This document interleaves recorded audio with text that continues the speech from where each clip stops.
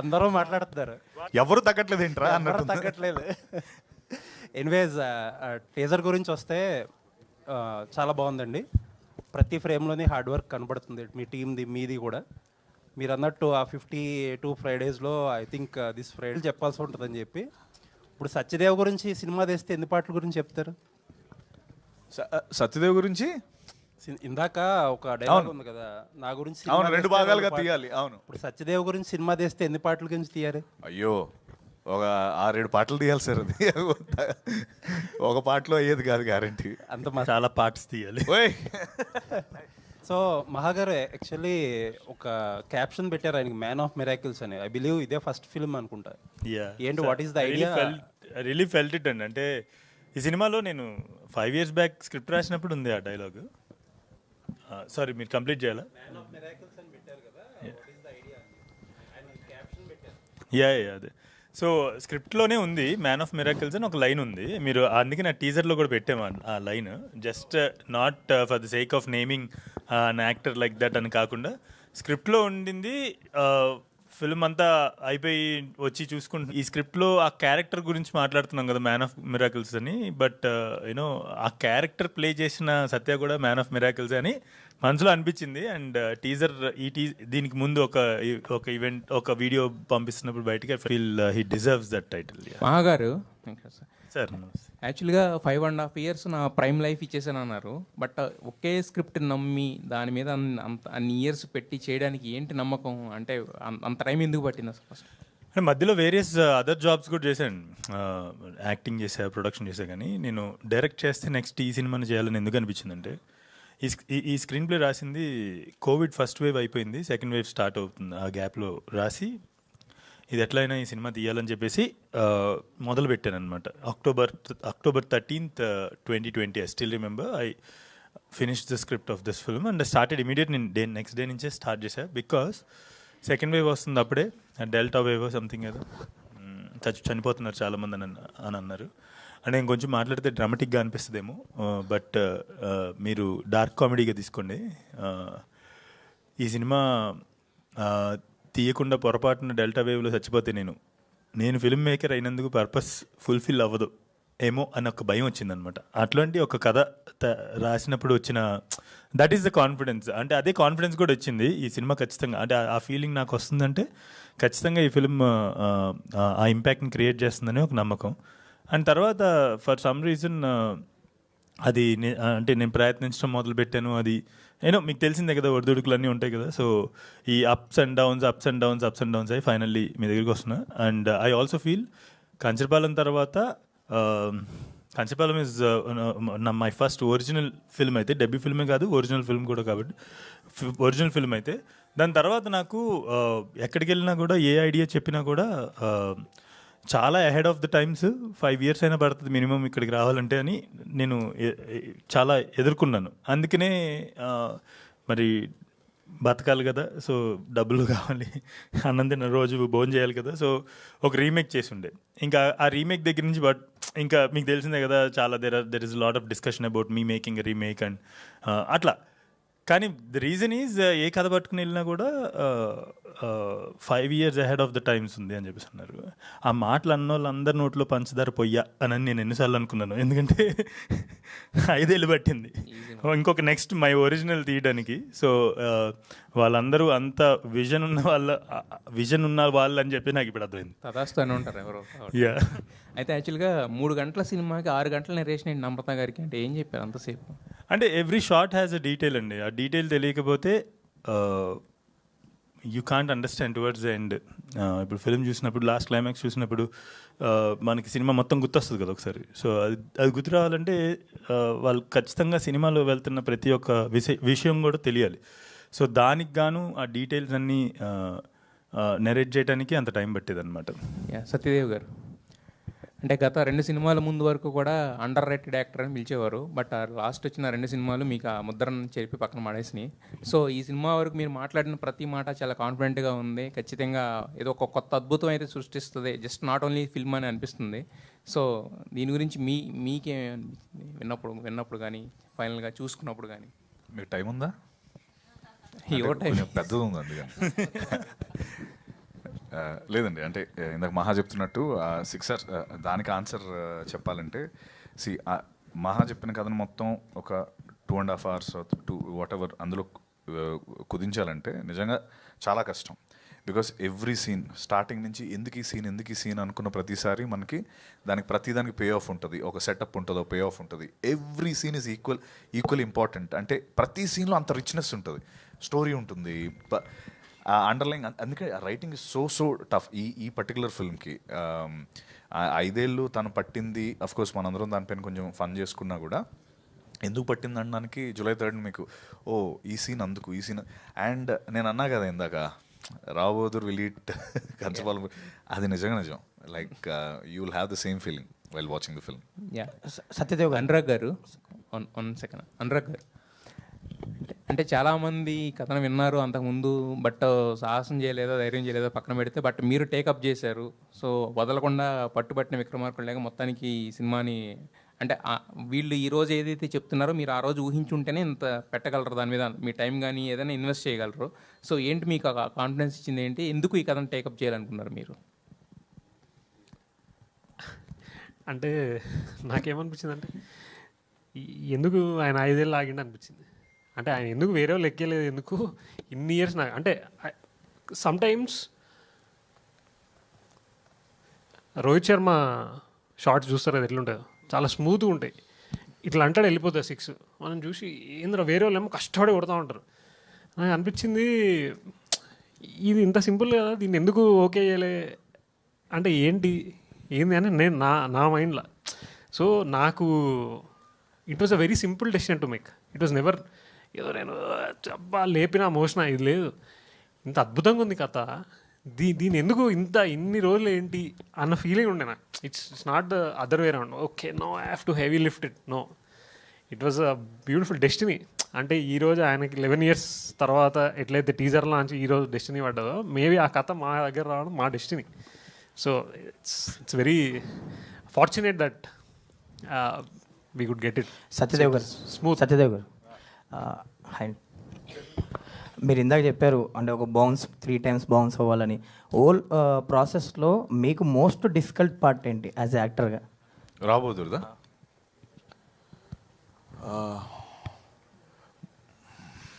Most difficult part ఆనెస్ట్గా నాకు I think ఆ రోప్స్ది చాలా డిఫికల్ట్ అనిపించింది. ఎవ్రీథింగ్ ఎల్స్ మేకప్ అదంతా కూడా నేను అంటే అది 5-6 hours అదంతా ఉంది, నేను కాదనట్లేదు. It's difficult but I was enjoying it. నేను ఎంజాయ్ చేస్తూనే చేశాను అదంతా కూడా. బికాస్ నాకు ఎవడో ఒకటి ఫస్ట్ టైం నాకు ఒక ఛాన్స్ ఇస్తున్నాడు, దీనికోసమే కదా మనందరం ఉంటాం, దానికి నేను కంప్లైంట్ చేయలేను. దీనికోసమే కదా నేను ఇన్ని రోజులు సినిమాలు చేసింది, ఆ ఛాన్స్ వచ్చింది, అది నాకు కష్టం కాదు. అఫ్కోర్స్ చూసేవాళ్ళు కష్టం డెఫినెట్లీ, బట్ నాకు కాదు. I was enjoying it. ఆ రోప్స్ది ఒక సాంగ్ ఉంటుంది సినిమాలో, అది కంప్లీట్లీ వీళ్ళు ఆ రోప్స్లో ఏంటంటే నేను గాల్లో ఉంటాను, వీళ్ళు షార్ట్ పెడతారు, పెట్టేసి గాల్లో ఉండి చేయాల్సిన షార్ట్ నాకు. సో వీళ్ళు షార్ట్ డిస్కస్ చేసుకున్న సేపు నేను గాల్లో ఉండాలి, ఇలాగా అరే తొందరగా డిస్కస్ చేయండి రా, దించండి రా. సో అది వాజ్ వెరీ టఫ్. అంటే the physical aspect of it కొంచెం టఫ్ అనిపించింది, బట్ ఎవ్రీథింగ్ ఎల్స్ నేను ఆడుతూ పాడుతూ చేశాను. మీరు నా ఇంటర్వ్యూలో పేషెన్స్ గురించి చెప్పారు. 100 అడుగులు తవ్వి లాస్ట్ అడుగు తవ్వడానికి నేను వెయిట్ చేస్తాను బంగారం కోసం అని. సో మోస్ట్లీ ఈ ఫ్రైడే మీకు ఒక్క అడుగు తవ్వి బంగారం దొరకాలి. All the very best. Thank you Rajesh. Venkat గారు, థ్యాంక్ యూ. ఇందాక టీజర్లో ఒక డైలాగ్ ఉంది, అదే కథ చెప్పాల్సి వస్తే 2 భాగాలుగా చెప్పాల్సి వస్తుంది. సో రావ్ బహదూర్ కంక్లూషన్ ఉంటుందా లేదంటే part 2 కూడా ఉండదు? దిస్ ఈజ్ 1 film అండి. అది సందర్భం, ఆ సందర్భం అలా వర్కౌట్ అయింది. ఆ సందర్భం ఆ డైలాగ్ తీసుకొచ్చింది కానీ ఇది 1 part ఫిల్మే. యా సో యా మహాన్న వాడు అంత వ్యాస్ట్ కథ అనమాట వాడిది, అందుకని అలా అంటాడు. ఆ సందర్భం అలా కుదిరింది. యా మహాన్న ఇందాక సత్యదేవ్ మాట్లాడుతూ RRR, బాహుబలి తర్వాత రావ్ బహదూర్ అని చెప్పేసి he made a huge statement. So ఆ స్టేట్మెంట్కి ఎంతవరకు కాంప్లై ఉన్నారు మీరు? అంటే drama wise and effort wise every craftsmanship wise ఈ అన్ని కొలమానాల్లోనూ ఇది ఖచ్చితంగా మా అందరికీ కూడా it's equal to Baahubali or RRR అండి. సో మేబీ స్కేల్ వైజ్ అలా కాదు, డ్రామా వైజ్ అయితే కనుక ఖచ్చితంగా it is there. But I wish I reach a day, I'll get a day where I can make such wonderful films also. Alanti oka magnum opuses and bigger films అంత grand scale ఉన్న films తీసే అవకాశం కూడా ఏదో ఒక రోజు వస్తుందని నేను కోరుకుంటున్నాను, రాజమౌళి గారు తీస్తున్నటువంటి సినిమాలు. బట్ ఆయన సినిమాలతో పోల్చడం అంటే మా ఇంటెన్సిటీ వైజ్ ఇది అక్కడ నిలబడుతుంది. ఎక్స్పీరియన్స్ వైజ్ కావచ్చు, experience is definitely towards the end of the film theatre నుంచి బయటకు వెళ్ళినప్పుడు ఖచ్చితంగా అంత ఇంటెన్సిటీ అంత స్కేల్ ఉన్న ఫిల్మ్ చూసిన ఎక్స్పీరియన్స్తోనే బయటకు వెళ్తారు. అది I can give it. Also just teaser అని చెప్పేసి ఆల్మోస్ట్ 3 minutes కంటెంట్ రిలీజ్ చేశారు. ట్రైలర్ ఉంటుందా? యా ఉంటుంది. సో ట్రైలర్ ఉండదు, కాకపోతే మోర్ దెన్ ఎ టీజర్ ఉంటుంది. So it's not a teaser, just a teaser, more than a teaser. So ఈ సినిమాకి టీజర్స్ ట్రైలర్స్, ఈ సినిమాని టీజర్స్ ట్రైలర్స్లో కుదించడం చాలా కష్టం. అందుకనే మేము we decided to for every aspect, every outing we wanted to name something and that idea came అనమాట. So thanks. Hi. అంటే Telugu cinema is known for experience, అంటే యూనిక్ ఎక్స్పీరియన్స్. మీరు కూడా కేర్ ఆఫ్ కంచరపాలెంతో ఒక యూనిక్ ఎక్స్పీరియన్స్ ఇచ్చారు. At 94 year age మన సంగీతం శ్రీనివాస గారు కూడా ఈరోజు సంగీత అనే సినిమా రిలీజ్ అయింది. యూనిక్ ఎక్స్పీరియన్స్, అది కూడా ఒక మ్యూజికల్గా కానీ. So what kind of experience Rao Bahadur gives to the audience? అంటే కొంత ఆడియన్స్ కూడా ఏంటంటే చాలా కొత్త కోరుకుంటున్నారు ఏ ఎక్స్పీరియన్స్లో కూడా. So what kind of experience that Rao Bahadur gives for audience? Sir thanks for bringing సంగీతం. పక్కన ఇట్లా వస్తుంటే అక్కడ పాటలు వినిపిస్తున్నాయి, ఒక డోర్ ఓపెన్ అవుతాయి. ఐఎమ్ రియలీ హ్యాపీ దట్ సంగీతం Srinivas sir film release today at the age of 94 and I really wish ఆ రోజు దాకా నాకు నేను కాళ్ళు చేతులు బేసిక్లీ ఆ ఏజ్ దాకా కూడా I should be strong enough to make films అని నేను కూడా కోరుకుంటున్నాను. అండ్ ఎక్స్పీరియన్స్ వైజ్ వస్తే కనుక ఎప్పుడైనా ఒక శ్రీహరి గారి డైలాగ్ ఒకటి ఉంటుంది కదా, జరుంటే చచ్చిపోతుండ్రా. సో అమ్మ జరుంటే చచ్చిపోతుండేరా. So it's like all kinds of experiences. For example ఈ సినిమా ఎవరైనా చనిపోయినప్పుడు లాస్ట్ 7 minutes మొత్తం రిప్లై అవుతుంది అని అంటారు కదా, అలాగా మీరు థియేటర్లోకి వచ్చినప్పుడు ఒక రావ్ బహదూర్ అనేవాడి లైఫ్ని 2.5 hours ఆ రీప్లే అనమాట. It's like almost biopic of character called Rao Bahadur. So so it's going to be an overwhelming experience, అది నా ఉద్దేశం. జరుంటే చచ్చిపోతానంటే. Venkatesh Maha. Yes, hi, congratulations in advance. Thank you. నాకు డౌట్ ఏంటంటే పోయి పిచ్చోళ్ళలాగా బిహేవ్ చేస్తారు, అంటే వాళ్ళ సినిమా ఏమైపోద్దేమోనని భయంతో. మీరేంటండి మ్యాన్లీగా రెడీ అయ్యి ఒక హీరోకి కాంపిటేటివ్గా వచ్చి కొంచెం లుక్స్ కూడా ప్రీవియస్గా పోలిస్తే కంపేర్ చేస్తే ఇప్పుడు చాలా మంచిగా కనిపిస్తున్నారు. దాని వెనకతల రీజన్ ఏంటి? రావ్ బహదూర్ ఏమైనా మార్చిందా మిమ్మల్ని? ఈజ్ అన్ యాక్టర్ ఆల్సో కదా. అదే I'm an actor also, director also. Just simple, to put it in simple words, I'm touched by light in the last 1-2 years. I'm touched by light. There is something called Kantidhara in this song. Kantidhara అని వస్తుంది కదా. So I'm just touched by light. Okay, అంటే ఈ సినిమాకి గుమ్మడికాయకి ఏమైనా సంబంధం ఉందా? చాలా సంబంధం ఉంది. ఏంటండి అది? అంటే చాలా యూనిక్ ఉంది. ఈవెంట్లో కూడా చాలా గుమ్మడికాయలు పెట్టారు. ఏంటి దాని వెనకతల రీజన్ ఏంటి? ఆడియన్స్కి ఏం చెప్దాం అనుకుంటున్నారు గుమ్మడికాయలు? మీరు ఎప్పుడైనా గుమ్మడికాయ పులుసు తిన్నారా? My favourite two. సో ఈ కథ రాస్తున్నప్పుడు మా అమ్మ గుమ్మడికాయ పులుసు వండింది. సో ఇదేదో బాగుంది అని గుమ్మడి వద్దులే, ఏం చెప్పినా కూడా రివీల్ అయిపోతుంది. దట్స్ టీజర్లో అదే ఇప్పుడు మీరు ప్లే చేసిన దాంట్లో కూడా గుమ్మడికాయ ఒక సీన్లో వచ్చెళ్ళింది. సో ఏంటి ఎలాంటి, ఇది కూడా ఒక రోల్ ప్లే? గుమ్మడికాయ కూడా ఒక క్యారెక్టర్, అదొక క్యారెక్టర్ అనమాట. ఓకే సార్, చెప్పండి సార్. అంటే ఇందాక నేను చెప్పినట్టు each and every element in the film has an important place. అంటే ఊరికే ఏది ప్లేస్మెంట్ చేయలేదు, సాలిడ్గా యూ హ్యావ్ రీజన్స్. అండ్ ఇంకా తిరిగి ఆలోచించినప్పుడు మనం ట్విట్టర్లో కొన్ని థియరీలు పెడుతుంటారు కొంతమంది, మామూలు కొన్ని సినిమాల గురించి చూడగానే అమ్మ దీనమ్మ అని అనుకుంటాం కదా, అలాంటివి అట్లా మనోడు అట్లా చల్లింది ఇట్లా. మా సినిమా మొత్తం. ఓకే సత్యం. ఏంటా చిలిపి నవ్వు ఏంటి ఇచ్చాడు. కింగ్డమ్ తర్వాత వాళ్ళిద్దరు పక్క పక్కన కూర్చున్నారు, ఇద్దరు చిలిపి క్వశ్చన్లు వేస్తుంటారు ఇలాగా. కింగ్డమ్ తర్వాత చాలా మిస్ అయ్యాము. ఇది మేకింగ్ వీడియోస్ నుంచి చాలా ఎక్సైట్మెంట్ క్రియేట్ చేసింది మాకు. నా డౌట్ ఏంటంటే ఈ సినిమాలో హీరో మీరా, రావు బహదూరా? పెళ్లి కొడుకు నేనే, షర్ట్ మాత్రం నాది. సో ఎలా అనిపించింది అన్న ఎక్స్పీరియన్స్? అండ్ మీరు చేసిన సినిమా ప్రీవియస్గా ఒక ఇంటర్వ్యూలో చూసా, త్రిబులార్లో చేశారు, ఇలా కట్ అయిపోయింది అన్నారు. సో అంతకంట మంచి రోల్ అనిపిస్తుంది మాకు. సో మీరు ఎలా అనుకుంటున్నారు అండ్ ఆడియన్స్కి ఏం చెప్దాం అనుకుంటున్నారు ఈ సినిమాతో? ఈ ప్రతిదానికి లాస్ట్లో ఈ సభ్య సమాజానికి ఏం చెప్దాం అనుకుంటున్నారని ఒకటి యాడ్ చేస్తున్నాడు మనడు.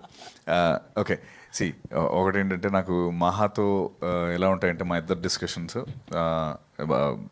మహా ఆఫీస్లోకి నేను ఎంటర్ పెట్టినప్పుడు ఓకే మహా స్టోరీ ఓకే, డేట్స్ ఏంటో చెప్పు. స్టోరీ నరేషన్ పిలిచినప్పుడు నా అప్రోచ్ అలా ఉంటుంది మహా విషయంలో. ఎందుకంటే తను ఏది ఊరికే చేయడు, ఊరి కోసం చేస్తాడు అన్నట్టు. ఏదో అంటే ఎవ్రీ డీటెయిలింగ్ ఇది చెప్తున్నాడంటే దీని పే ఆఫ్ ఎక్కడ వస్తుంది, ఎందుకు ఇది చెప్తున్నాడు. ఇందాక తను అన్నట్టు ఆ పంప్కిన్కి ఒక రీజన్ ఉంటుంది, ఆడ కాస్ట్యూమ్కి, లేకపోతే వాడు వేసుకున్న ఎవ్రీథింగ్. సో ఇవన్నీ నేను మహాతో కూర్చొని యూనో ఇందాక తను అన్నట్టు 6 గంటలు వేస్ట్ చేసే బదులు ఒక 10 నిమిషాల్లో ఏంటి బాస్, ఏంటి మ్యాటర్, డేట్స్ ఎప్పుడు చెప్పు అని చెప్పి వెళ్ళి డిన్నర్ చేసి వచ్చేస్తాం. సో దట్స్ హౌ నేను మహా సినిమాని అప్రోచ్ అయ్యేది. అండ్ నేను మళ్ళీ సినిమా, నేను ఇందా నుంచి సినిమా గురించి చాలా ఎక్కువ చెప్పాను, బట్ ఐ ఫీల్ ఈ సినిమా గురించి టైమ్లెస్ క్లాసిక్ ఇది, అది మాత్రం కన్ఫర్మ్. మనరాగా అన్నట్టు థీరీస్ కావచ్చు, లేకపోతే ఏదైనా కావచ్చు. రావ్ బహదూర్ ఇందాక తను అడిగాడు ఎందుకు అంత కాన్ఫిడెంట్గా చెప్పారని. అయ్యో నాకైతే ఆ కాన్ఫిడెన్స్ 100% ఉంది. And thank you, please to watch. Okay, action scenes ఎలా ఉండబోతున్నాయండి ఈ సినిమాలో? యాక్షన్ అసలు అంటే నువ్వు యాక్టింగ్ అదిరిపోయింది, చాలా బాగా చేస్తాను. అదే నా అది యాక్టింగ్ కాదు, ఫైట్సా ఇప్పుడు ఇది అయిపోయాక మన ఇద్దరికి ఉంటుంది యాక్షన్ సీక్వెన్స్. నాకు తెలుసు. Heroine Gopal, heroine welcome to Tollywood అండి. Thank you so much. So speciality కదా. What made you choose this character in Rao Bahadur and working experience with Venkatesh Maha గారు, సత్యదేవ్ గారు అండ్ ప్రొడ్యూసర్స్? మలయాళത്തിൽ പറയട്ടെ? మలయాళంలో చెప్పచ్చా అని అడిగింది. మలయాళం సినిమాలు చూస్తా. So the first reason why I chose Rao Bahadur is I'm a fan of Care of Kanjarapalam. There are a lot of people in Kerala, I don't know if you believe it or not, there are a lot of people in Kerala who loves Care of Kanjarapalam. And you know one thing, that film was remade.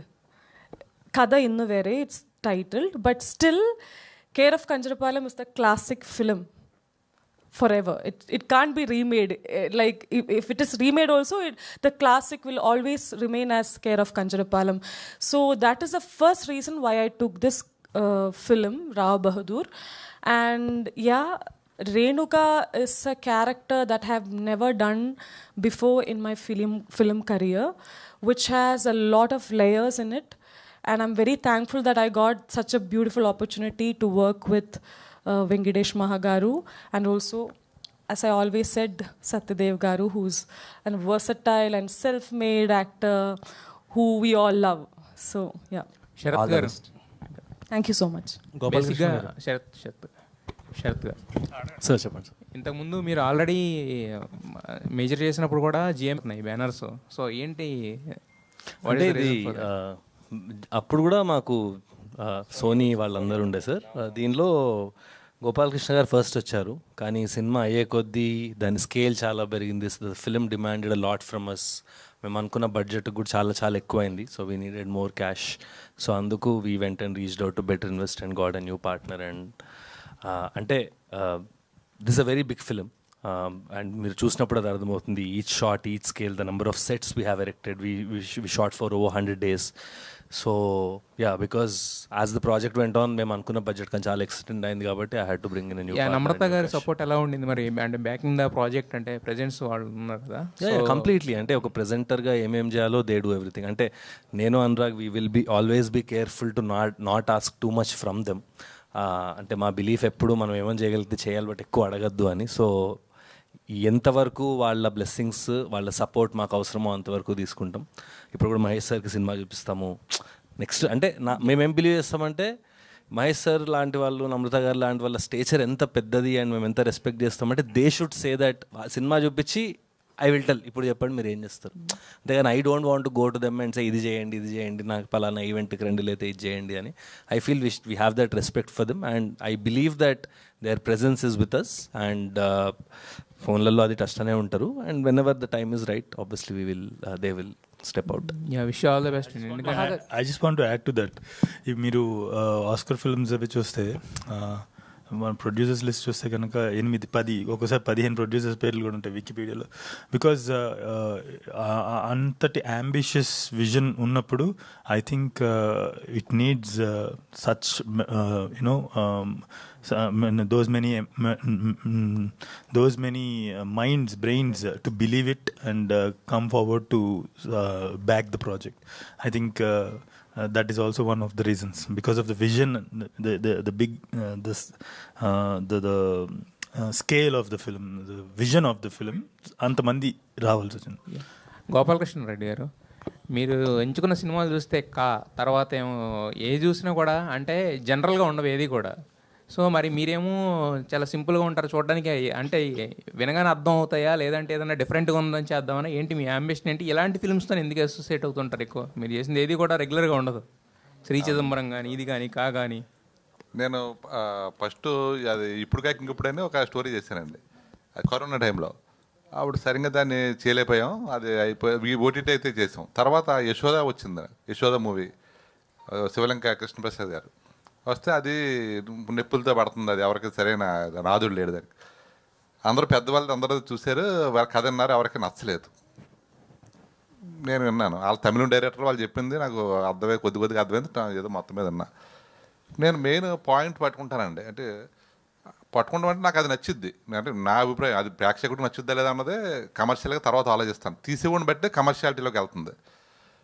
Yashoda చాలా బాగా చేస్తాం.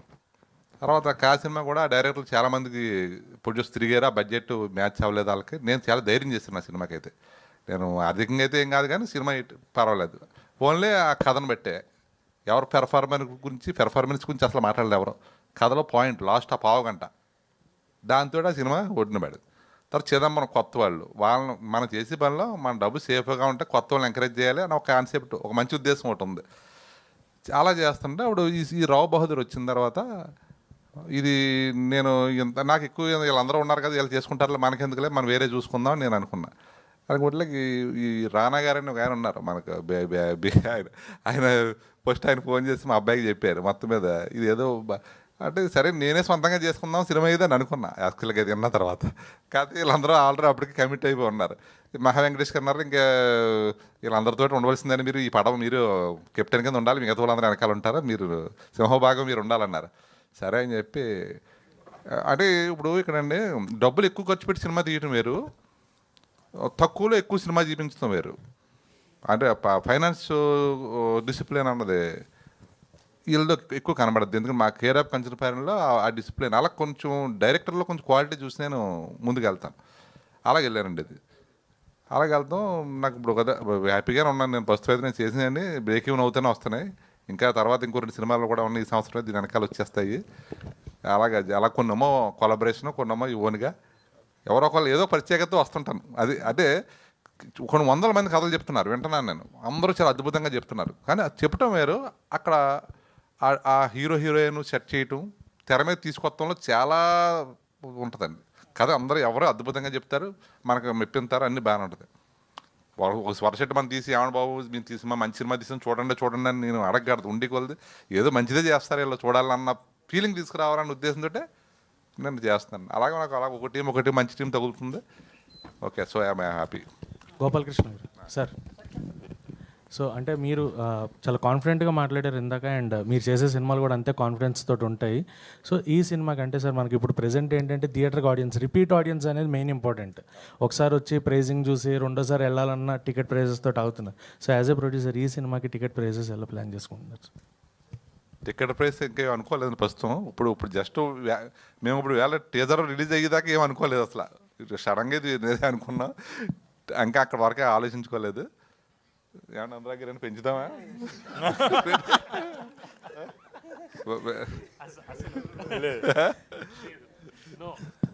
సత్యదేవ్ గారు sir, మీరు సత్యదేవ్ గారు cinema చేస్తున్నారంటే ఇండివిజువల్గా there will be social message, అంటే ఖచ్చితంగా ఏదో ఒక మెసేజ్ అయితే మీరు నుంచి వస్తుంది అనేది ఎక్స్పెక్టేషన్స్ ఉంటాయి. ఈ సినిమా complete we're feeling like entertainment ఉంది, అలాంగ్ విత్ దట్ ఏమన్నా మెసేజ్ త్రూ దీని ద్వారా కూడా వెళ్తున్నారా? ఏ మెసేజ్ అసలు మెసేజ్ ఇవ్వాలని ఈ సినిమా చేయలేదు. మేబీ సెలెక్ట్ చేసుకున్న దాంట్లో ఆ కంటెంట్ వైజ్ అది అలా అయి ఉండొచ్చు, కానీ బట్ మెసేజ్ ఇవ్వాలి.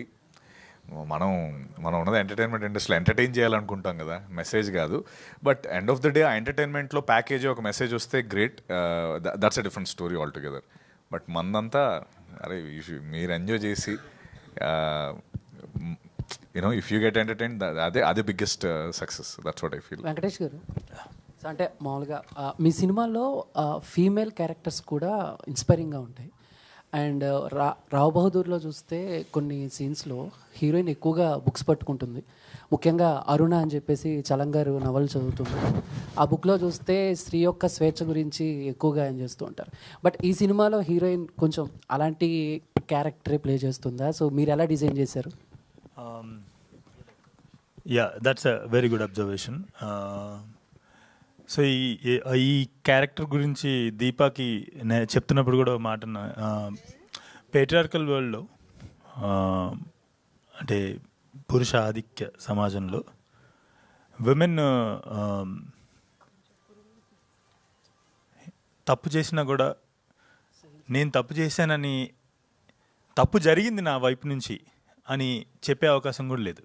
తెలుసుకున్న జరిగింది తప్పు నా వల్ల అని తెలుసుకున్నా చెప్పే అవకాశం లేదు. ఎందుకంటే చెప్తే ఇద్దరు కొడతారు, లేదంటే వినరు. సో సమ్వేర్ అక్కడెక్కడో ఈ పాత్ర బిగిన్ అయింది, ఈ పాత్ర రాయటం మొదలైంది. సో చెప్పటానికి తప్పు జరిగింది నా వైపు నుంచి అని చెప్పటానికి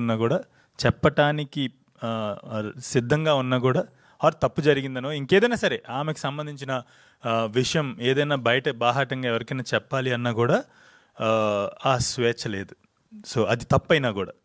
సో అక్కడెక్కడో మొదలైంది, కానీ it flourished in to an other, ఇంకా బిగ్గర్ క్యారెక్టర్ అయింది.